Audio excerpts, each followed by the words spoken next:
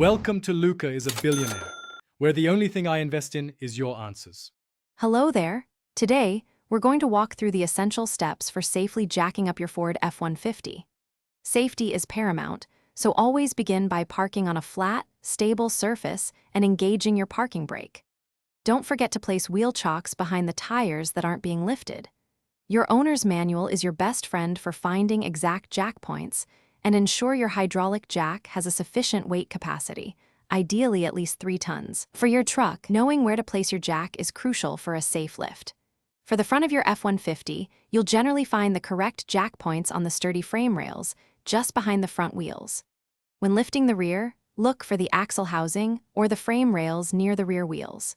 It's vital to avoid placing the jack on any suspension parts, the differential, or the truck's body panels, as these are not designed to bear the full weight. Always ensure the jack pad has complete contact.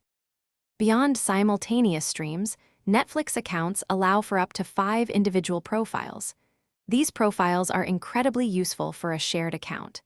Each person gets their own personalized recommendations based on their viewing habits. This means no more mixed-up watch lists or suggestions for shows you don't enjoy. Every profile also keeps its own watch history and language settings separate. After completing your work, it's time to safely lower your F-150. First, use your hydraulic jack to slightly raise the truck, just enough to take the weight off the jack stands. Now, you can carefully remove both jack stands from underneath the vehicle. With the stands clear, slowly and steadily lower the truck all the way to the ground.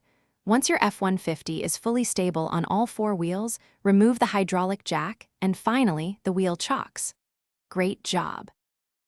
Thanks for watching and please subscribe. It's the best investment you'll ever make.